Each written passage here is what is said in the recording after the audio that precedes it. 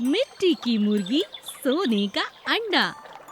रत्ना एक दिन जिद करती है कि उसे पैसे जमा करने के लिए एक गुल्लक चाहिए। पिताजी, आज घर आते हुए मेरे लिए गुल्लक ला दो ना। मेरे पास एक भी गुल्लक नहीं है। अपने जन्मदिन के दिन मैं उसे फोड़ूंगी, उसमें ढेर सारे पैसे निकलेंगे। मेरे सभी दोस्तों के पास बहुत सुंदर गुल्लक है। वो चौराहे पर ना बहुत अच्छे मिट्टी के बर्तन बनाने और गुल्लक बनाने वाला बैठता है। पिताजी, आप मेरे लिए ला दोगे ना? बहुत शैतान हो गई है। अभी से इस उम्र में पैसा जमा करेगी क्या? ठीक है, शाम को आते हुए ले आऊंगा। रत्ना के पिताजी एक बहुत बड़े सुनार थे। वो घर आते समय शाम को बहुत सारा सोना घर ले आया करते थे। एक दिन उनके पास एक ग्राहक के अंडे बने हुए रखे थे, जो कि सोने के थे। इन अंडों को घर ले चलता हूँ। इस तरह दुकान पर छोड़ना ठीक नहीं। आजकल बहुत चोरी हो रही है। सेठ अंडे अपने थैले में डालकर घर की तरफ आ रहा था।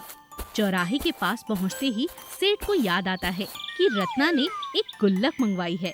ओहो, याद आया। चलो रत्ना के लिए कुछ ले ही लेता हूँ।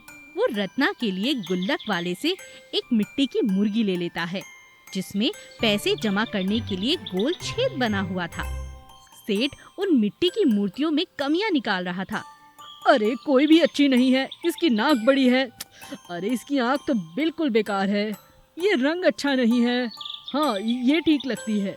जब वो एक सही मुर्गी तलाश कर रहा था, अचानक उसके थैले से एक सोने का अंडा निकलकर मिट्टी की मुर्गी के अंदर चला जाता है।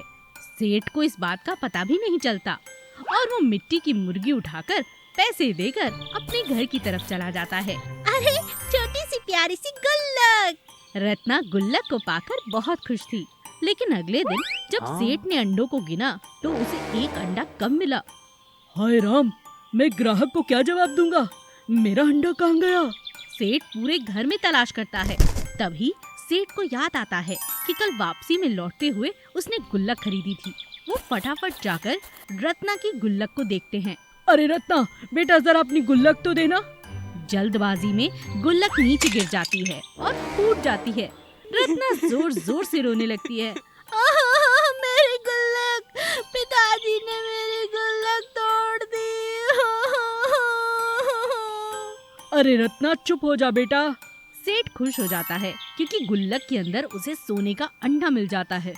शुक्र है भगवान का, नहीं तो आज मेरी जान नहीं बचती बेटा। चल, मैं तुझे अभी एक नहीं 2 गुल्लक खरीद कर दूंगा। हाँ चल चल। पक्का? हाँ बेटा, चलो। रत्ना अपने पिता के साथ गुल्लक की दुकान पर जाती है और 2 मिट्टी की फिर से गुल्लक ले आती है और अपने पिता से कहती है, क्या ये वाली गुल्लक भी सोने का अंडा देगी पिताजी? रत्ना की बातें सुनकर उसके माता पिता जोर जोर से हंसने लगते हैं। तालाब के बीचों बीच एक बहुत बड़ी विशाल मछली रहा करती थी। यूं तो तालाब में बहुत सारी रंग बिरंगी मछलियां रहा करती थी, लेकिन विशाल मछली का आकार हद से ज्यादा बड़ा था। वो अक्सर सोने में ही अपना समय बिताती थी। एक दिन उस तालाब के पास एक मछुआरा और उसकी पत्नी आए। मछुआरे की पत्नी ने उससे कहा, अरे देखो तो सही, इस तालाब में कितनी सारी मछलियां हैं। मैं तो कहती हूँ मछलियां पकड़कर बाजार में बेचते हैं। बोलो कैसा रहेगा?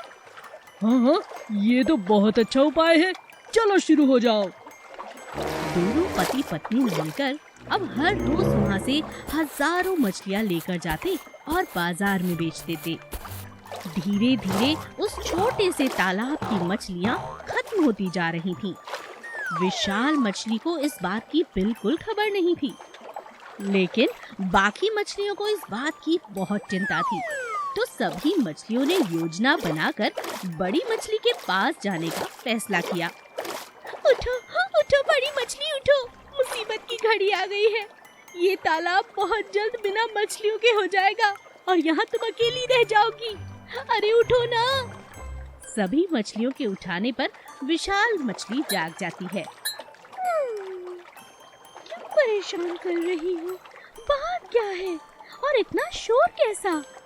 अरे अरे, एक मछुआरिन और उसका पति। एक दिन उन दोनों की नजर हमारे तालाब पर क्या गई? वो लोग हर रोज हजारों मछलियां हमारे तालाब से ले जाते हैं। क्या कहा? हाँ, और देखो तो सही, आसपास कोई सहेली नहीं बची तुम्हारी। सबकी सब वो ले गए और बहुत जल्द हमारा नंबर भी आ जाएगा। तुम कुछ करो, अब जागने का वक्त है, सोने का नहीं। कितने बजे आते हैं सब? बस आते ही होंगे, तो चलो मेरे साथ। विशाल मछली देखने में इतनी विशाल थी कि उसे देखकर हर कोई यूं ही डर जाता था। विशाल मछली ने मछुआरन और उसके पति के आते ही तालाब से बाहर छलांग लगा दी। यह देखकर दोनों पति पत्नी डर के मारे वहां से भाग गए। अरे अरे अरे, देखो देखो, इतनी विशाल मछली! लगता है ये व्हेल मछली है, ये तो हमें खा जाएगी। अरे भागो, आज के बाद इस तालाब के पास हम नजर भी नहीं आएंगे, जा रहे हैं।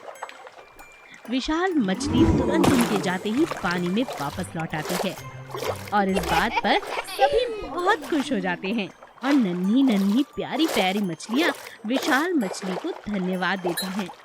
शुक्रिया विशाल मछली, तुम यूं तो सोती बहुत हो, करती कुछ नहीं, लेकिन हो बड़े काम की। आज तुमने हम सबकी जान बचाई है, शुक्रिया। अब ये दोनों लालची पति पत्नी हमारे तालाब की तरफ कभी नहीं आएंगे और हम सुकून से रहेंगे। तो चले? हाँ, मैं तो सोने जा रही हूँ।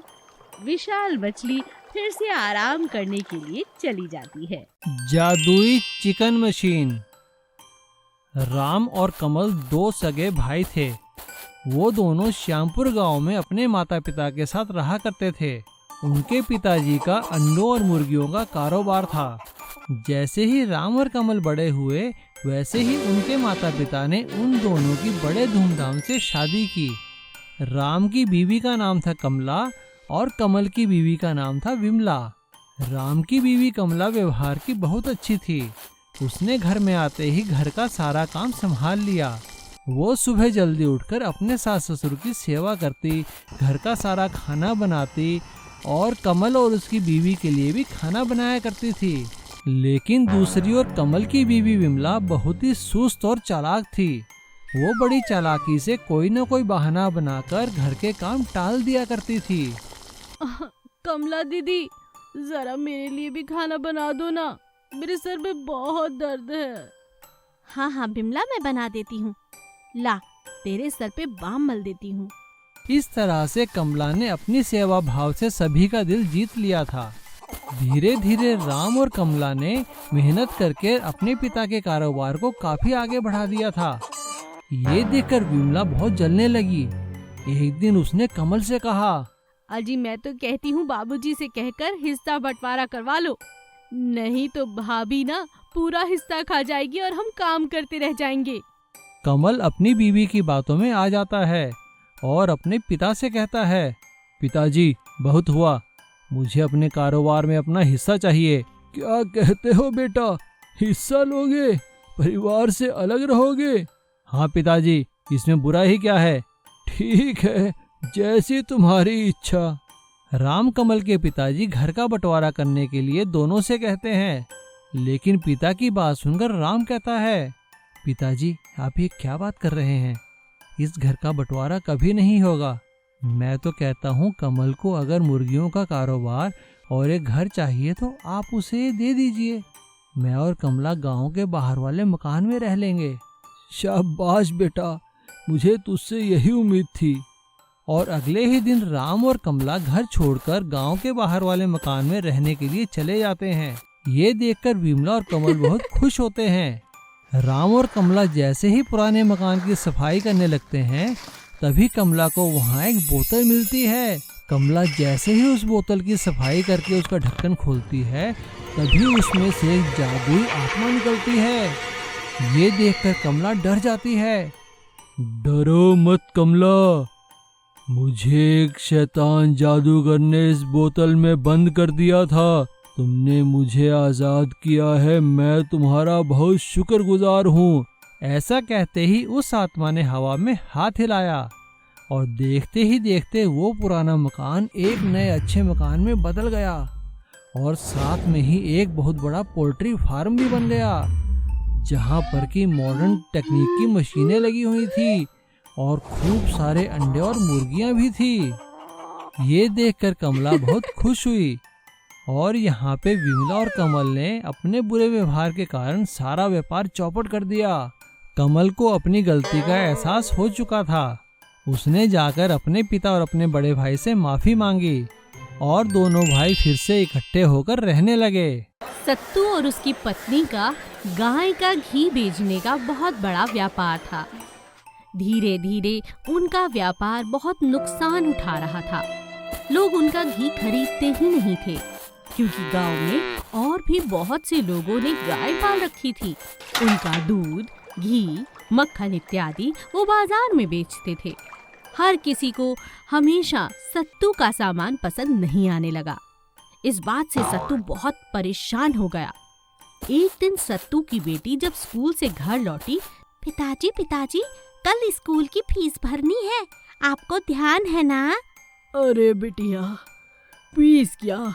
मुझे तो लगता है आगे मैं तुझे पढ़ा भी नहीं पाऊंगा, कुछ खिला भी नहीं पाऊंगा। कैसी बातें कर रहे हो आप? मैं ठीक कहता हूँ बिटिया। अरे हमारी 5 गाय हैं, लेकिन उसके बावजूद मेरा ना तो घी बिक रहा है, न मक्खन, न दूध। अरे पूरे गांव को एक ही व्यापार मिला था करने के लिए। तभी सत्तू की पत्नी उससे कहती है, ये कैसी बातें आप बच्ची के सामने कर रहे हो? मैं मानती हूँ व्यापार में बहुत घाटा हो रहा है, लेकिन कोई उपाय निकालो। बच्ची को पढ़ाना लिखाना है कि नहीं? मेघा अपने माता पिता को परेशान देखकर अपने पिता से कहती है, पिताजी, हमें टीचर ने सिखाया है कि व्यापार बढ़ाने के लिए नई नई योजनाओं का होना बहुत आवश्यक है, जो लोगों को लुभाएं, जो लोगों को ये बताएं कि हम कुछ अलग बेच रहे हैं। घी तो सभी बेचते हैं, आपको कुछ और करना होगा, जिससे आकर्षित होकर हमारे पास ग्राहक आएं। अरे ऐसा क्या करूं, तू ही बता दे। पिताजी, हमारे पास 5 गाय हैं, क्यों ना हम 4 गाय का रंग अलग अलग रंग से रंग दें? क्या कह रही हो बेटी? गाय का एक ही रंग होता है? अरे रंग बिरंगी गाय कभी देखी है क्या? वही तो कह रही हूँ पिताजी।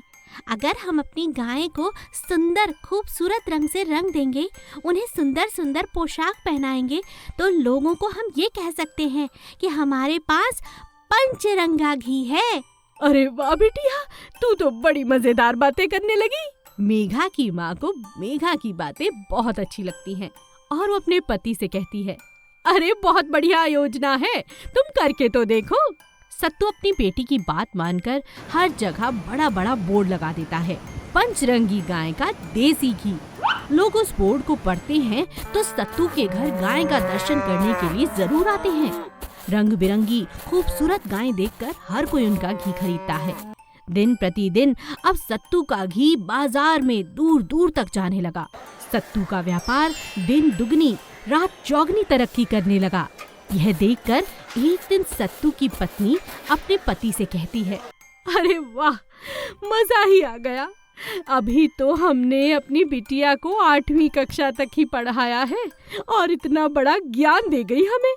देखो, मैं तो कहती हूँ इसकी पढ़ाई बंद मत करो, ये बड़ी होकर बहुत बढ़िया बिजनेस करेगी। क्यों बेटी, बिजनेस ही कहते हैं ना? हाँ अम्मा। हाँ, इस तरह मेघा की समझदारी से न केवल उसने अपने पिता का बिजनेस बढ़ाया, बल्कि अपनी समझदारी के साथ उसने अपनी पढ़ाई को भी जारी रखा। शहर के पागल खाने से एक दिन एक पागल को दूसरे पागल खाने बदली करने के लिए भेजा गया। पागल का नाम था गोपी। गोपी पागल होने से पहले एक ड्राइवर था। रास्ते में एम्बुलेंस रोककर एम्बुलेंस का ड्राइवर चाय पीने उतरा। देखो, यहीं रहना, मैं अभी आया। जी साहब, पर हम मेला देखने जाएंगे ना, मुझे झूला झुलाओगे ना? हाँ हाँ, अभी मेले का टिकट लेकर आता हूँ। गोपी ने कुछ देर ड्राइवर का इंतजार किया और गाड़ी को लेकर वहां से चल पड़ा। अरे अरे, रोको कोई, रोको उसे पागल ड्राइवर है, रोको रोको। गोपी को रास्ते में एक शादी होती नजर आई। अरे वाह, यहाँ तो मेला लगता है, मेला। चलो चलो अंदर चल के देखता हूँ। गोपी अंदर चला गया। उसने जी भर कर खाना खाया और एक बस की ड्राइविंग सीट पर आकर बैठ गया। बाराती उसी बस में आकर बैठ गए। गोपी ने बस चला दी और सबको उतारकर बस को एक जगह लाकर खड़ा कर दिया। अब वो जहां जी चाहे वहां चला जाता, कभी भी किसी भी गाड़ी को चुरा लेता और अपनी मर्जी से कहीं भी लाकर खड़ा कर देता। ऐसा कई दिन चलता रहा। अब पुलिस को एक पागल और एक गाड़ी चोर की तलाश थी, लेकिन पुलिस को यह नहीं पता था कि दोनों काम एक ही व्यक्ति के हैं। एक दिन रात में गोपी एक गाड़ी के पीछे डिक्की में जाकर सो गया। वो गाड़ी एक बहुत बड़े डॉन की थी, जिसे पकड़ने के लिए 2 लाख का इनाम था। रात में डॉन एक सोने की डील करने दूसरे डॉन को मिलने पहुंचा। डील होते ही सारा सोना गाड़ी में रख दिया गया और वह उस डॉन के पास अगली डील की बात करने चला गया। तभी उसे वहां अपना ड्राइवर दिखा। अरे तुम यहाँ क्या कर रहे हो? मेले की टिकट मिल गई, चलो चलो मेला देखने चलते हैं। एम्बुलेंस ड्राइवर के इशारे पर इंस्पेक्टर समझ गया कि यही गोपी है। अरे यह तो डॉन की कार है, इसका मतलब चोर कोई और नहीं गोपी ही है। यही है जो गाड़ियां कहीं भी चलाकर खड़ी कर देता है। अरे गोपी, तुम्हें ये गाड़ी कहाँ से मिली? जहाँ से तुम लाए हो मेला वहीं लगा है, क्या तुम हमें वहाँ ले चलोगे? हाँ चलो चलो, हम मेला देखने चलेंगे, पर गाड़ी मैं ही चलाऊंगा।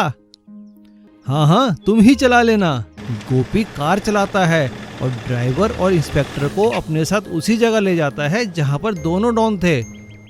पुलिस उन्हें गिरफ्तार कर लेती है। गोपी को 2 लाख रुपए का इनाम मिल जाता है, जिससे उसका इलाज एक अच्छे हॉस्पिटल में किया जाता है। कुछ ही दिनों में वह बिल्कुल ठीक हो जाता है। फिर उसे एक ऑटो इनाम के रूप में दिया जाता है और उसकी जिंदगी बेहतर हो जाती है। बैल और ट्रैक्टर की रस्साकशी। चांदपुर गांव में भोलू नाम का एक लड़का रहता था। वो अपने नाम की तरह ही बहुत ही भोला था और सारा दिन गांव में घूमता रहता था। अरे भोलू, कहाँ जा रहा है भाई? काका, मैं गांव के मंदिर जा रहा हूँ। आज वहाँ पर भंडारा है ना, अच्छा स्वादिष्ट प्रसाद मिलेगा। हाँ जा भाई, तेरे बिना गए तो भंडारा कैसे पूरा होगा। और भोलू हंसते हुए वहाँ से गांव के मंदिर चला जाता है।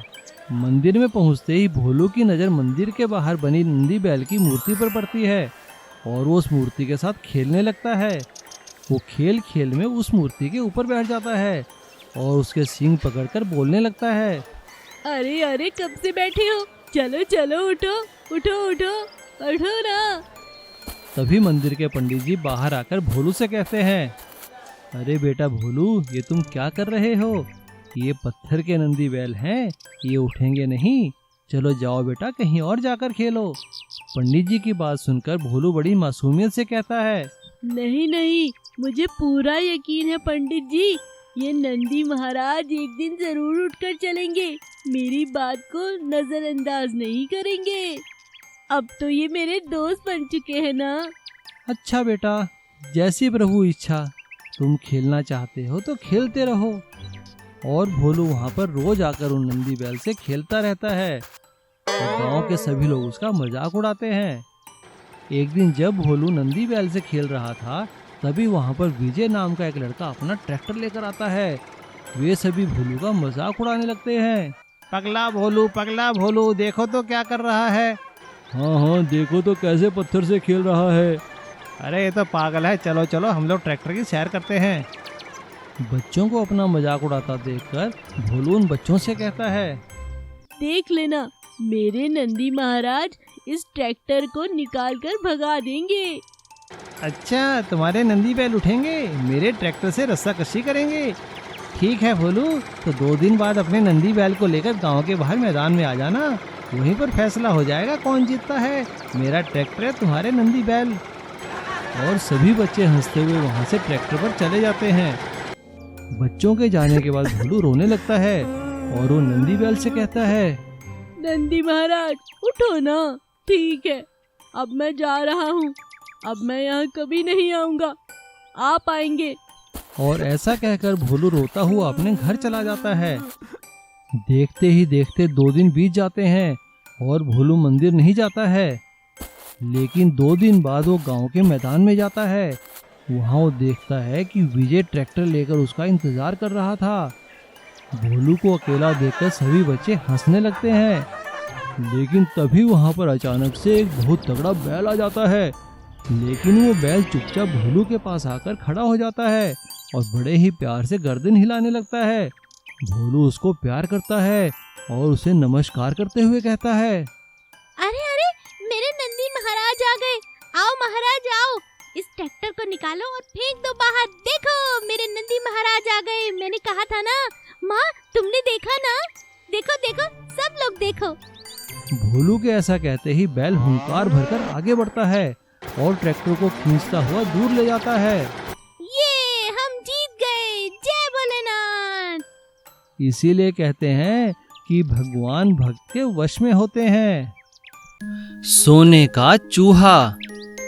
एक नगर में मुरारी नाम का एक व्यक्ति काम की तलाश कर रहा था। मुझे आज भी कोई काम नहीं मिला, कोई भी मुझे काम नहीं देता, व्यापार मुझे आता नहीं, क्या करूं? तभी मुरारी ने 2 लोगों की बात सुनी। मंत्री जी, आपके व्यापारिक कौशल से राजा को बहुत फायदा हुआ है। हाँ भाई, यदि समझदारी से काम किया जाए तो एक मरे हुए चूहे से भी व्यापार किया जा सकता है। ये बात सुन मुरारी को जोश आ गया। उसने सोच लिया कि वह व्यापार करेगा। उसने एक पेड़ से कुछ फूल तोड़े और मंदिर के बाहर जाकर उन्हें बेचने लगा। उससे जो पैसे मिले उससे उसने कुछ नींबू और गुड़ खरीदा। फिर उसने शिकंजी बनाकर नगर में बेचना शुरू किया। इस तरह उसने कुछ पैसे इकट्ठे कर लिए और उन पैसों से एक दुकान ली और शिकंजी बेचने का व्यापार शुरू करने लगा। कुछ ही दिनों में उसका व्यापार चल निकला। उसकी शिकंजी की सब तारीफ करते थे। अब उसके पास काम था और पैसा भी था। मंत्री जी ने सही कहा था। मुझे लगता है मुझे उनका धन्यवाद करना चाहिए। उसने एक सोने का चूहा खरीदा और मंत्री जी के पास गया और मंत्री जी से बोला, मंत्री जी, आज आप ही की वजह से मैं कामयाब हो पाया हूँ। मैं आपको अपना गुरु मानता हूँ। कृपया मेरी ये भेंट स्वीकार करें। उस दिन आपने कहा था कि कोई मरे हुए चूहे से भी व्यापार कर सकता है, तो मैंने फूलों का व्यापार शुरू किया और आज मेरी शिकंजी की सबसे बड़ी दुकान है। मुझे खुशी है कि तुमने अपना काम किया और अच्छे से किया। आज से राजा के महल में तुम ही शिकंजी बेचोगे। शुक्रिया मंत्री जी। सीख, मेहनत, लगन और समझदारी से कुछ भी किया जा सकता है। बांस का ट्रक। चांदपुर में राजू अपने माता पिता के साथ रहता था। उसके पिता चांदपुर की फैक्ट्री में मजदूरी किया करते थे। राजू बहुत शरारती था। वो हमेशा कुछ ना कुछ खुराफाती हरकत किया करता था। एक बार राजू ने अपने पिताजी को शेविंग करते हुए देखा और वो उनकी शेविंग क्रीम को अपने ब्रश में लगाकर उससे ब्रश करने लगा। जब उसके मुंह से झाग निकलने लगी तो वो रोते रोते अपनी माँ के पास गया। माँ देखो ना मुझे क्या हुआ। राजू की माँ उसके मुंह से झाग निकलते हुए देखकर डर गई। अरे अरे राजू, ये क्या मुसीबत बोल ले ली तूने? ये क्यों झाग निकल रहा है? कुछ बताएगा या यूं ही रोता रहेगा? हाँ, राजू ने जब अपनी माँ को सारी बात बताई तो उसकी माँ ने उसकी खूब डांट लगाई। राजू चांदपुर के स्कूल में पढ़ता था। उसी स्कूल में चंदू नाम का एक लड़का भी पढ़ता था। इसके पिताजी फैक्ट्री में मैनेजर थे। चंदू दिल का बहुत अच्छा था। वो अपने खिलौने के साथ सभी बच्चों के साथ मिलकर खेला करता था। ये देखकर राजू चंदू से बहुत जलता था। आ गया अपने खिलौने लेकर, अब सभी बच्चों उसके साथ खेलेंगे। पता नहीं किस बात का घमंड दिखाता है यहाँ पर ये चंदू। एक दिन चंदू अपना एक खिलौना बड़ा ट्रक लेकर आया। उसे देखकर सारे बच्चे खुश हो गए और चंदू से ट्रक खेलने के लिए मांगने लगे। चंदू चंदू, हमें भी अपने ट्रक के साथ खेलने दो ना, हमें भी इसमें बिठाओ ना। हाँ हाँ, क्यों नहीं, आओ हम सब बैठकर इसमें खेलते हैं। और सभी बच्चे मिलजुल कर चंदू के ट्रक के साथ खेलने लगते हैं।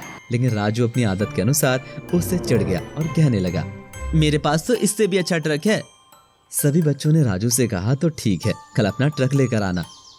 राजू ने घर आकर अपनी पुरानी साइकिल पर अपने आंगन में पड़े बांस से एक ट्रक की बॉडी बना दी और उसे अपनी साइकिल पर फिट कर दिया। देखने में तो वो एक बांस का ट्रक लग रहा था, लेकिन वो मजबूत नहीं था। अगले दिन वो उसके अंदर बैठकर सभी बच्चों को दिखाने के लिए ले आया। सभी बच्चों ने राजू की कारीगरी की तारीफ की।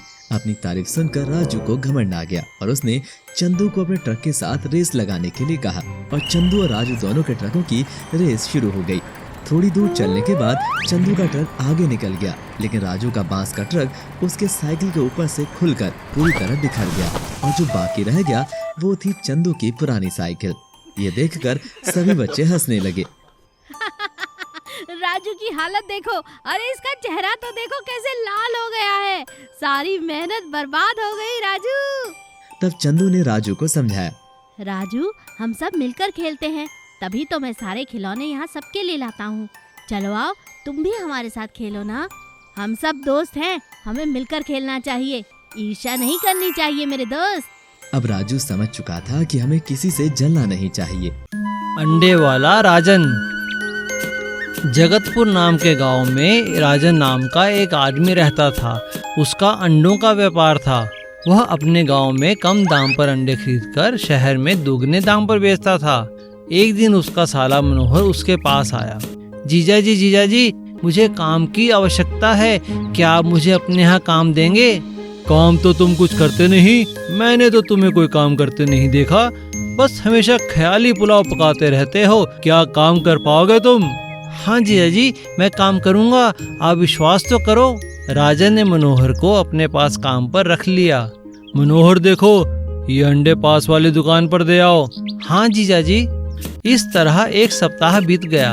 मनोहर, आज तुम दुकान संभालो, मुझे बाहर अंडे सप्लाई देने जाना है। हाँ जीजा जी, आप बेफिक्र होकर जाइए, मैं यहाँ का सब काम संभाल लूँगा। जीजा जी, आप मुझे अंडे सप्लाई करने बाहर क्यों नहीं भेजते? मैं भी तो गाड़ी चला लेता हूँ। नहीं मनोहर, तुम अभी बहुत छोटे हो, समय आने पर मैं तुम्हें खुद भेजूंगा। और इस तरह काफी समय निकल जाता है। कुछ दिनों बाद मनोहर ने राजन से कहा, जीजा जी, आज आप मुझे अंडे सप्लाई करने भेजिए, मैं सारा काम सीख के आया हूँ, मैं सारा काम अच्छे से करके आऊँगा। ठीक है राजन, आज तुम चले जाओ, पर गाड़ी ध्यान से चलाना। मनोहर खुशी खुशी टेम्पो लेकर चला जाता है, पर अपनी मस्ती में थोड़ी दूर जाने पर एक खंभे से टकरा जाता है, जिससे टेम्पो पलट गया और सारे अंडे टूट गए। जब राजन को पता चला तो वहां पहुंचा। ये क्या किया मनोहर तुमने? जीजा जी, मुझे माफ कर दो, मैं अपने ही ख्यालों में गुम होकर टेम्पो चला रहा था, इसी वजह से सब गड़बड़ हुई, मुझे माफ कर दो जीजा जी। ठीक है मनोहर, तुमने अपनी गलती मान ली, पर अब तुम्हें इससे सबक लेना चाहिए कि कोई भी काम करो तो समझदारी से और संभल कर करो। हाँ जीजा जी। सीख, अपनी गलती मान लेने में कोई छोटा या बड़ा नहीं होता। डंप ट्रक वाला। कन्हैया एक ड्राइवर था। वह एक कंपनी में डंप ट्रक चलाता था। उसका काम खदान से पत्थर लाकर कंपनी में पहुंचाने का था। वह बहुत ही घमंडी और गुस्से वाला था और छोटी छोटी बात पर लोगों से झगड़ा करने लगता था। एक दिन जब मशीन ऑपरेटर उसके ट्रक में पत्थर भर रहा था, अरे बस करो, हटाओ मशीन, मुझे अभी जाना है। अभी तो पूरी गाड़ी भी नहीं भरी, बस एक दो बार और पत्थर डालने दो। अच्छा, अब तू मुझे सिखाएगा कि गाड़ी में कितना पत्थर भरना है। ऐसा कहकर वह उससे झगड़ा करने लगता है। बाकी ड्राइवर दोनों की लड़ाई छुड़ा देते हैं और कन्हैया वहां से अपना डंप ट्रक लेकर चला जाता है। खदान और फैक्ट्री के रास्ते में गांव का एक छोटा सा बाजार आता है।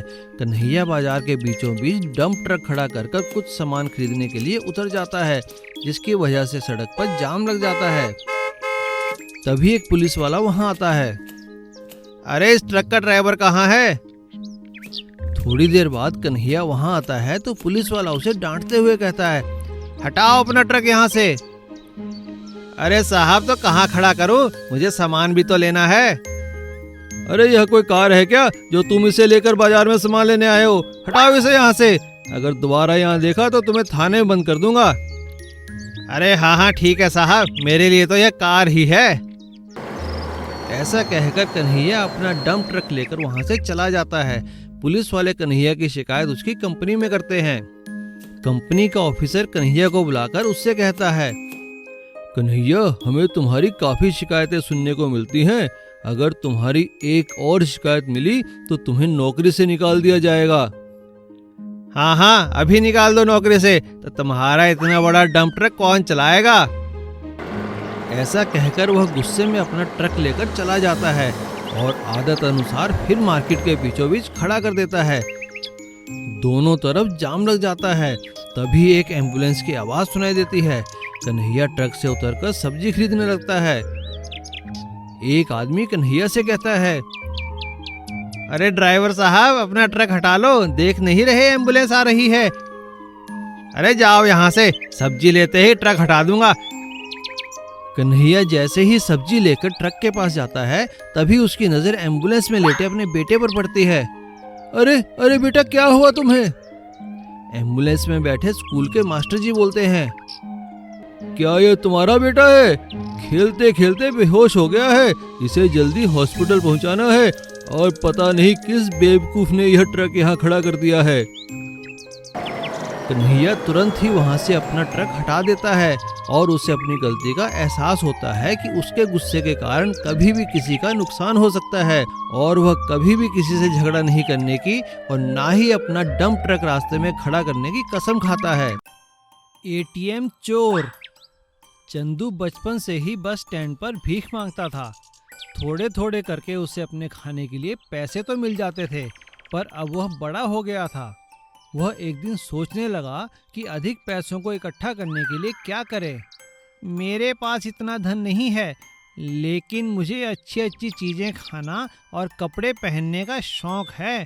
मैं तो सदा लोगों से मांग मांग कर पैसे इकट्ठा ही करता रहता हूँ, पर कभी अपने शौक के लिए 1 रुपया भी नहीं खर्च कर सकता, क्योंकि अगर मैं सूट पहनकर घूमूंगा तो कोई मुझे भीख नहीं देगा। अब तो अपने शौक दबाने की आदत ही हो गई है। चलो गिनकर देखता हूँ आज कितने पैसे हो गए, फिर सोचूंगा क्या करना है। चंदू पैसे गिनना शुरू कर देता है।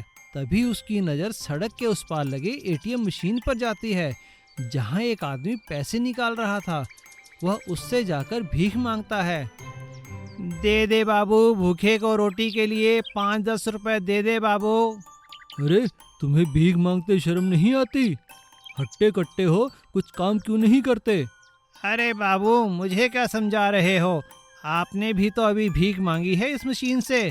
यह सुनकर वह आदमी हंसने लगता है और उसे समझाता है, अरे भैया, ये तो मेरे अपने जमा किए हुए पैसे हैं। और वह चंदू को एटीएम मशीन और कार्ड के बारे में बताता है। चंदू ने कई दिनों तक एटीएम के बाहर खड़े होकर देखा और सोचा कि इससे पैसे निकालने के लिए क्या करे।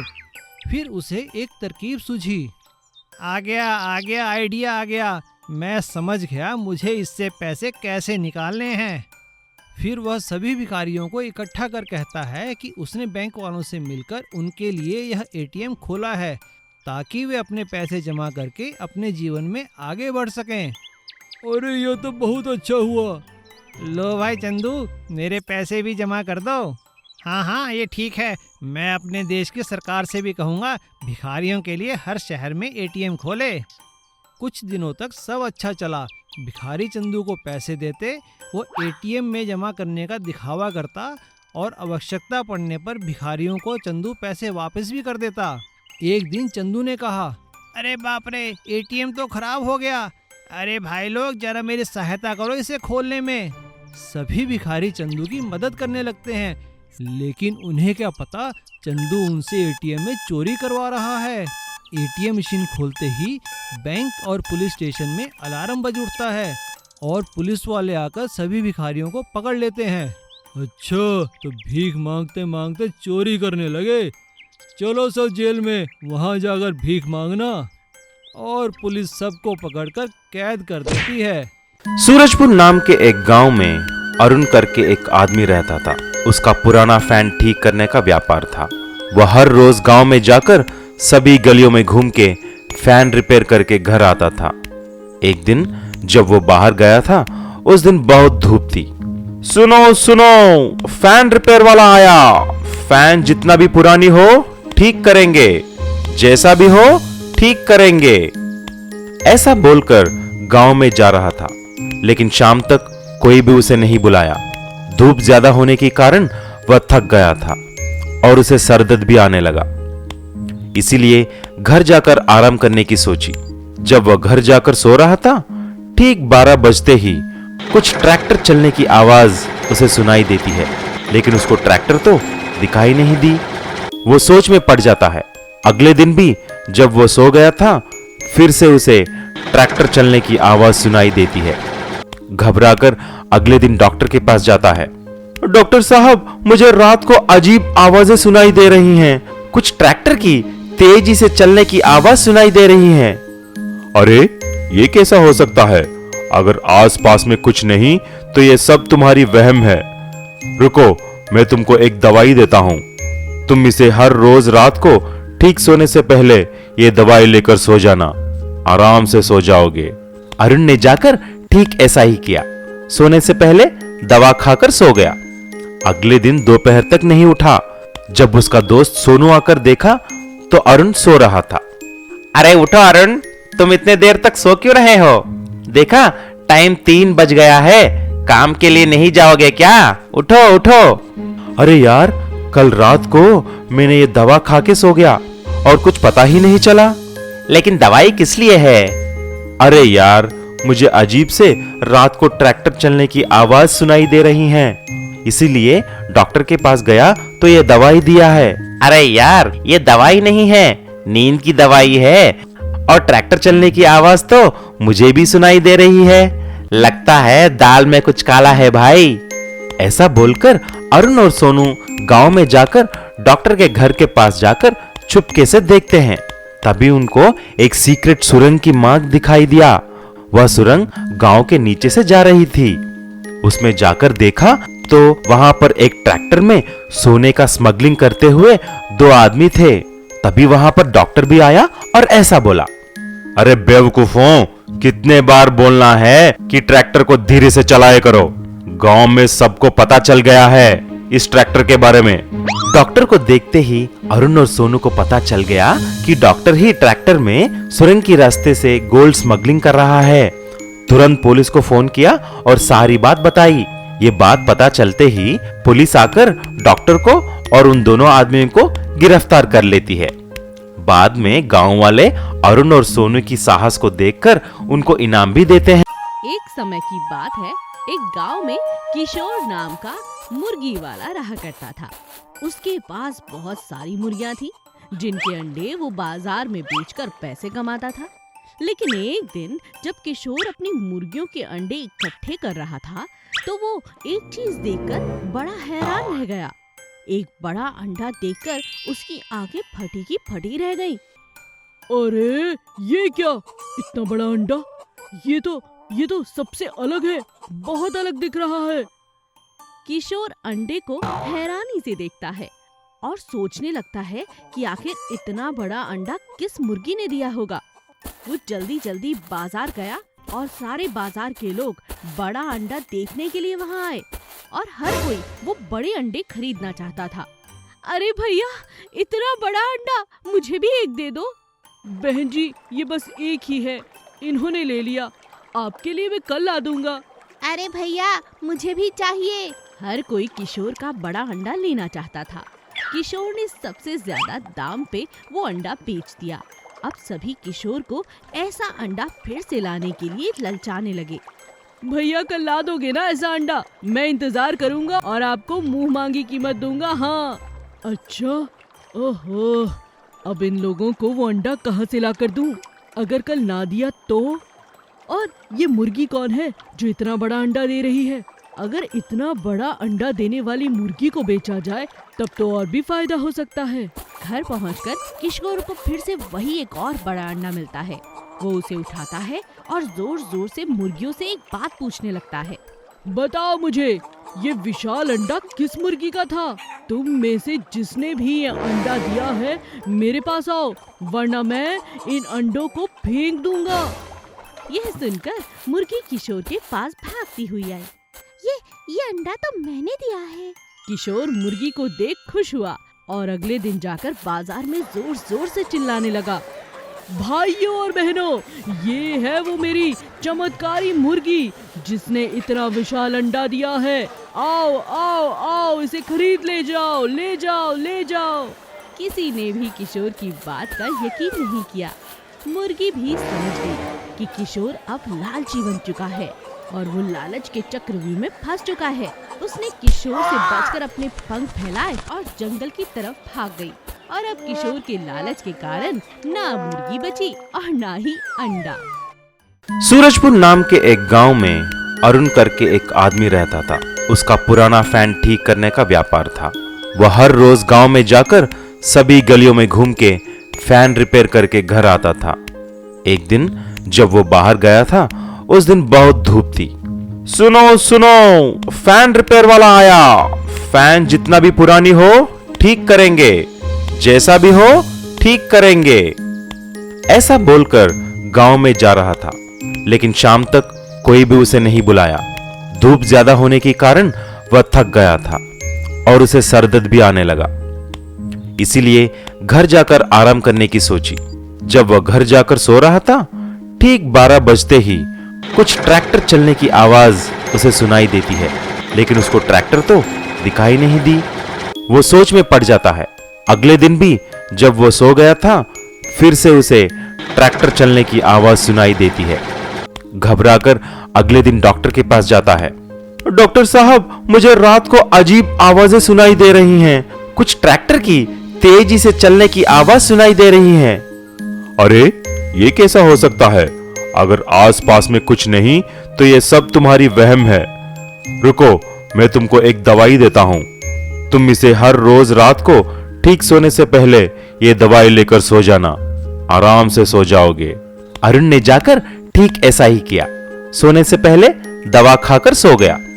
अगले दिन दोपहर तक नहीं उठा। जब उसका दोस्त सोनू आकर देखा तो अरुण सो रहा था। अरे उठो अरुण, तुम इतने देर तक सो क्यों रहे हो? देखा, टाइम 3 बज गया है।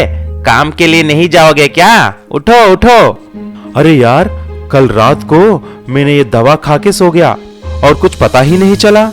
लेकिन दवाई किस लिए है? अरे यार, मुझे अजीब से रात को ट्रैक्टर चलने की आवाज सुनाई दे रही है, इसीलिए डॉक्टर के पास गया तो ये दवाई दिया है। अरे यार, ये दवाई नहीं है, नींद की दवाई है। और ट्रैक्टर चलने की आवाज तो मुझे भी सुनाई दे रही है। लगता है दाल में कुछ काला है भाई। ऐसा बोलकर अरुण और सोनू गांव में जाकर डॉक्टर के घर के पास जाकर चुपके से देखते हैं। तभी उनको एक सीक्रेट सुरंग की मार्ग दिखाई दिया। वह सुरंग गांव के नीचे से जा रही थी। उसमें जाकर देखा तो वहां पर एक ट्रैक्टर में सोने का स्मगलिंग करते हुए 2 आदमी थे।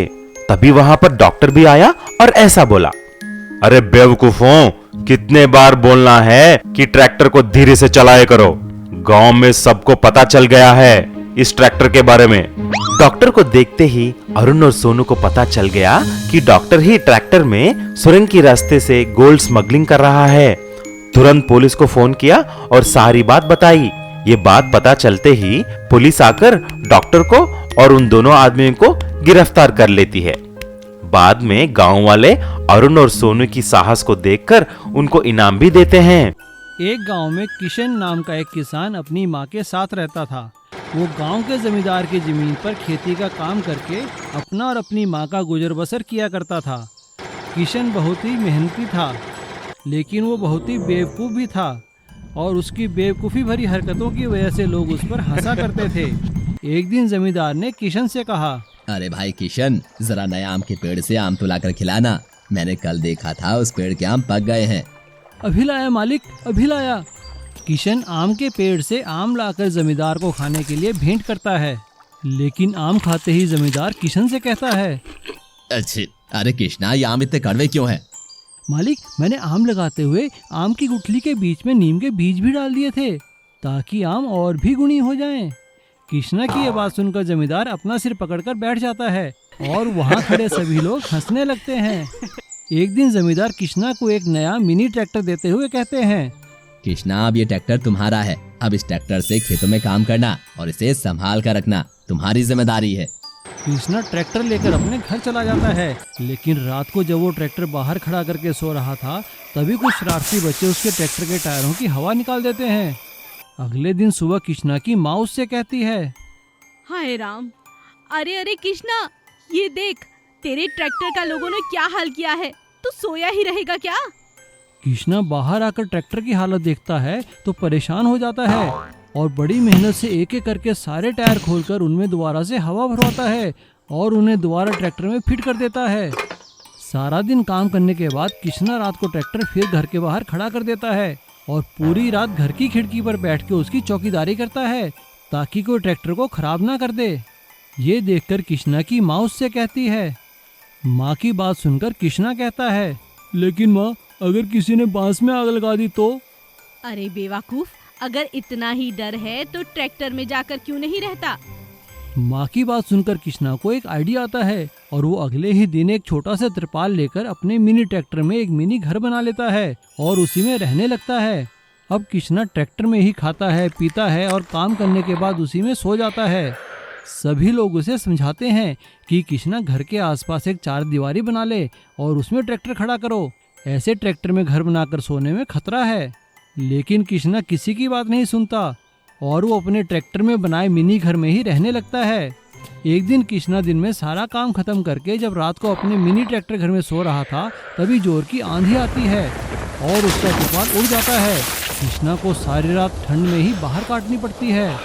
अगले दिन सुबह सभी गांव वाले जब उसके मिनी ट्रैक्टर घर की हालत देखते हैं तो उसका मजाक उड़ाते हैं और उस पर हंसने लगते हैं और कृष्णा एक बार फिर अपनी बेवकूफ़ी के कारण सभी की हंसी का पात्र बन जाता है और उसे आखिरकार अपने घर के चारों ओर एक चार दीवारी बनाकर ट्रैक्टर उसके अंदर रखना पड़ता है। तब उसकी माँ उससे कहती है, अगर पहले ही मेरी बात मान ली होती तो इस तरह लोगों की हंसी का पात्र न बनना पड़ता। माँ की बात सुनकर कृष्णा कहता है, हाँ माँ, तुम ठीक कहती हो, मैं समझदारी से ही काम लिया करूँगा। चंदन एक बहुत अच्छा लड़का था। वो अपने माता पिता के साथ एक गांव में रहा करता था। शहर में वो पढ़ने के लिए जाया करता था। अचानक उसके पिता का स्वर्गवास हो जाता है और उसकी पढ़ाई छूट जाती है। एक दिन वो अपनी माँ से कहता है, माँ, अब हम क्या करेंगे? बेटा, अब तुझे अपने पिता की जगह खेती करनी होगी। हमारी इतनी जमीन है, उसका कुछ तो करना होगा, नहीं तो गुजारा कैसे चलेगा मेरे बेटे। और रही बात पढ़ाई की, वो तो तुझे अब शाम के वक्त ही करनी होगी। स्कूल जाना अब लगातार मुश्किल होगा बेटा। कोई बात नहीं माँ, तुम परेशान मत हो। जानती हो माँ, बहुत दिनों से शहर नहीं गया। वहाँ पर हम बहुत ज्यादा टॉफी और चॉकलेट खाते थे। पिताजी कभी कभी मुझे पैसे दिया करते थे, मैं उन्हीं से खरीद कर खाता था। गांव में तो ये सब चीजें मिलती ही नहीं। बेटा, ये सारी चीजें तो गांव में नहीं मिलने वाली, ये तो बस शहर में मिलती हैं। हाँ माँ, तुमने ठीक कहा। चंदन अपने पिता के खेत में जाके काम करने लगता है। एक दिन वो बहुत उदास खेतों के पास एक पेड़ के नीचे बैठ जाता है और सोचने लगता है। ओहो, पिताजी क्या ये अनाज की खेती करते थे? अनाज की कमी तो गांव में है ही नहीं, हर किसी के पास अनाज है। मुझे तो ऐसा कुछ चाहिए कि मेरे खेतों में चॉकलेट, टॉफी, लॉलीपॉप, ये सब की खेती हो और मेरे गांव के दोस्तों को मैं ये सब खिला सकूं। अभी चंदन ऐसा सोच ही रहा था कि अचानक से ऊपर बैठी एक चिड़िया 2-4 दाने उसकी झोली में गिरा देती है। तुम कौन हो? मैं हूँ जादुई चिड़िया कोमल। तुम्हारे पिता ने मुझे बरसों तक खाना खिलाया है। आज आशीर्वाद के तौर पर मैं तुम्हारी इच्छा पूरी करती हूँ। ये जादुई बीज हैं, इन्हें लगाओगे तो जो चाहोगे उसकी खेती होगी। सच? बहुत बड़ी बात कर दी तुमने, मेरा तो दिल खुश कर दिया। चंदन सभी खेतों में अनाज बोता है, लेकिन एक प्यारे से बड़े से खेत में वो सिर्फ और सिर्फ वही बीज बोता है जो उसे जादुई चिड़िया ने दिए थे और मन ही मन कामना करता है। बस मैं यही चाहता हूँ कि इस खेत में चॉकलेट की खेती हो। अगले दिन जब चंदन अपने खेतों में वापस लौटा तो उसकी आंखें ये देखकर हैरान रह गई कि पूरा खेत बिल्कुल चॉकलेट की खेती से भरा पड़ा था। अरे वाह, मजा आ गया। सच में जादुई चिड़िया, तुमने तो कमाल कर दिया। एक गांव में एक बूढ़ी औरत अकेली रहती थी। वो अकेले ही अपनी जमीन पर थोड़ी बहुत खेती बाड़ी करके और सब्जियां गांव के बाजार में बेचकर अपना गुजारा कर लिया करती थी। एक दिन जब वो सब्जियां बेचकर वापस आई तो उसने देखा कि उसके घर के सामने एक कौवा घायल पड़ा हुआ है। अरे अरे अरे, क्या हुआ तुम्हें? तुम यहाँ कैसे गिरे? तुम्हें चोट कैसे लगी? ऐसा कहते हुए बुढ़िया ने कौवे को उठा लिया और अपने घर के अंदर ले गई। उसने कौवे की चोट पर मरहम लगाया, उसे खाने के लिए रोटी और पीने के लिए पानी दिया। पानी पीकर उसे होश आ गया और कौवे ने अपनी चोंच हिलाकर बुढ़िया का धन्यवाद किया। तब बुढ़िया ने उससे कहा, तुम फिक्र मत करो, तुम्हारी चोट जल्दी ठीक हो जाएगी और तुम फिर से उड़ने लगोगे। बुढ़िया ने कौवे की 3-4 दिन तक खूब सेवा की। एक दिन जब वो बुढ़िया सुबह सुबह उठी तो उसने देखा कि कौवा उसके घर में ही नहीं है। अरे कौवा कहाँ गया? उसे कोई बिल्ली तो नहीं ले गई? तभी बुढ़िया को अपने आंगन के पेड़ से काए काए की आवाज सुनाई दी। बुढ़िया ने देखा तो कौवा बिल्कुल ठीक हो गया था और पेड़ पर बैठा काए काए कर रहा था। अच्छा, तो तुम ठीक हो गए हो। ठीक है, अब तुम आजाद हो, कहीं भी उड़कर जा सकते हो।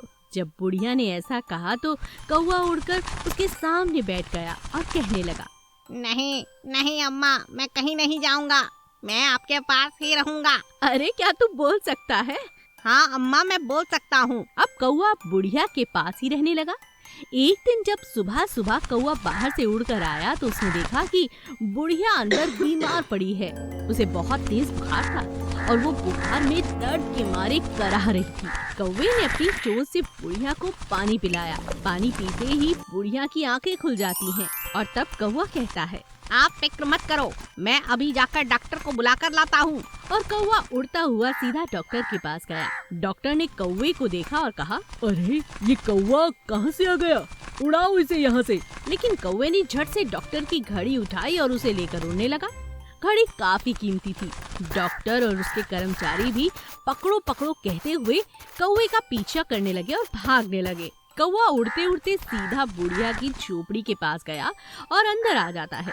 जब डॉक्टर और उसके कर्मचारी झोपड़ी के अंदर गए तो बुढ़िया को बीमार देखकर सारी बात उनकी समझ में आ गई। अच्छा, तो कौवे महाराज ये बात है, हमें यहाँ बुलाना चाहते थे आप? डॉक्टर के ऐसा कहते ही कौवा वो घड़ी डॉक्टर के सामने फेंक देता है। डॉक्टर ने बुढ़िया को देखा और उसे अपने साथ अस्पताल ले गया। उसका वहाँ अच्छे से इलाज हुआ। कुछ ही दिनों में अच्छा इलाज मिलने के कारण बुढ़िया बिल्कुल ठीक हो गई। आज तुम्हारे कारण ही मैं जिंदा हूँ, तुम्हारा बहुत बहुत शुक्रिया। और ऐसा कहते ही बुढ़िया ने कौवे के माथे को अपने हाथों से सहलाया। जैसे ही बुढ़िया ने कौवे को सहलाया वो एक जवान आदमी में बदल गया। यह देखकर वो बुढ़िया हैरान रह गई। अम्मा, मुझे एक ऋषि ने श्राप दिया था और कौवे में बदल डाला था और कहा था कि मेरे द्वारा एक भला काम होने पर जब कोई मेरे सर को सहलाएगा तो मैं अपनी असली रूप में आ जाऊंगा। आज से तुम ही मेरी माँ हो और मैं तुम्हारा बेटा। और इस तरह बुढ़िया अकेली नहीं थी, उसके पास एक बेटा था और जादुई कौवे को श्राप से मुक्ति मिल गई थी और वो बुढ़िया के साथ साथ अब आगे के लिए हमेशा खुश रहने लगा था। डायनासोर का अंडा। एक दिन गांव में बहुत सुंदर मेला लगता है। तरह तरह के झूले, बहुत रंग बिरंगी दुकानें, कपड़े, सब कुछ मेले में मिल रहा था। एक बड़ी ही सुंदर लड़की अपनी दुकान के बाहर जोर जोर से चिल्लाकर लोगों को अपनी बातों से आकर्षित कर रही थी। वो कह रही थी, आ जाओ, डायनासोर का सोने का अंडा देखो। देखने के लिए सिर्फ 5 रुपए, 5 रुपए, 5 रुपए में सोने का अंडा। डायनासोर के सोने का अंडा देखो और 5 रुपए में मजे ले जाओ।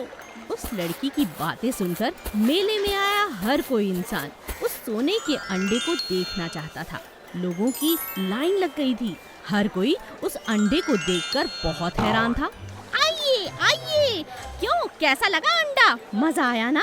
आते जाओ 5 रुपए 5 रुपए। हर जगह वो लड़की बहुत मशहूर हो गई थी।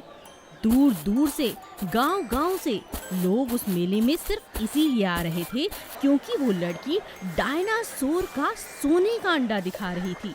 तभी एक अध्यापिका ने, जो मेला घूमने आई थी, उसने उस बच्ची से पूछ लिया, अरे बेटा, डायनासोर की प्रजाति तो लुप्त हो चुकी है, तुम्हारे पास डायनासोर का अंडा कैसे आया, और वो भी सोने का? और अगर ये सच में सोने का है बेटी, तो तुम उसे बेचकर अपने दिन क्यों नहीं बदल लेती हो? इस तरह गांव-गांव जाकर मेलों में ये अंडा क्यों दिखाना? अध्यापिका की बात सुनकर पिंकी नाम की वो लड़की जोर-जोर से रोने लगती है। टीचर जी, धीरे बोलिए, आप जरा मेरी बात सुनिए। हाँ, बताओ। दुकान के पीछे ले जाकर पिंकी अध्यापिका से कहती है, वो क्या है ना, हम बहुत गरीब हैं और आप तो जानती हैं, लोग तो झट से मूर्ख बन जाते हैं। इसी बात का फायदा उठाकर ये मिट्टी का अंडा बनाकर मैंने उसे सुनहरे रंग में रंग दिया है और हर किसी को यही कह रही हूँ कि डायनासोर का है। अब आप देख ही रही हैं, हर कोई इस बात को मान रहा है और इस बहाने मेरे घर में खाना पीना यानी आमदनी हो रही है। ये बात सुनकर अध्यापिका पिंकी को समझाती है, बेटा ये गलत बात है, तुम झूठ बोल रही हो, लोगों को धोखा दे रही हो।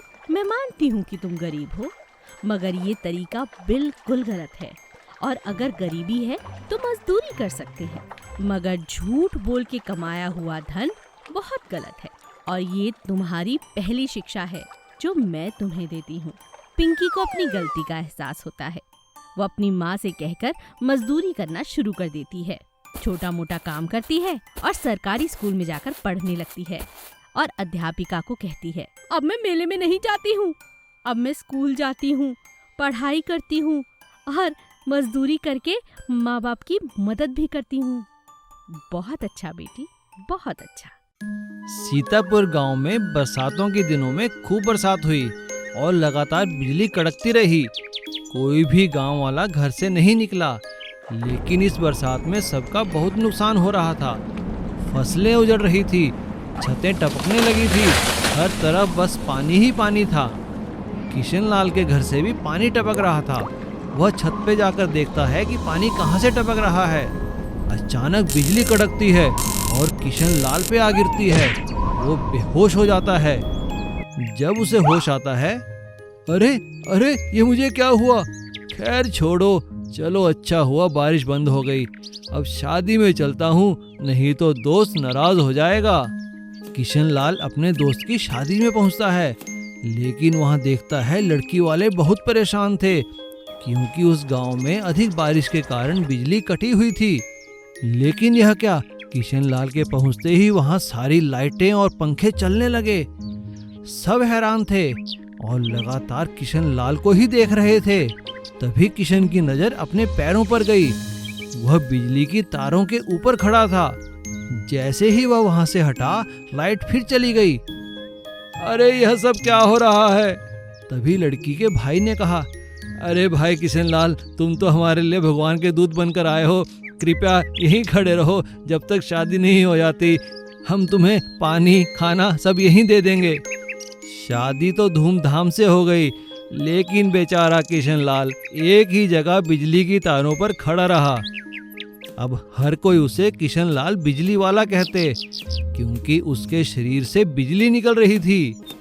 उसकी पत्नी सुधा ने तो अब बिजली का कनेक्शन ही निकलवा दिया था।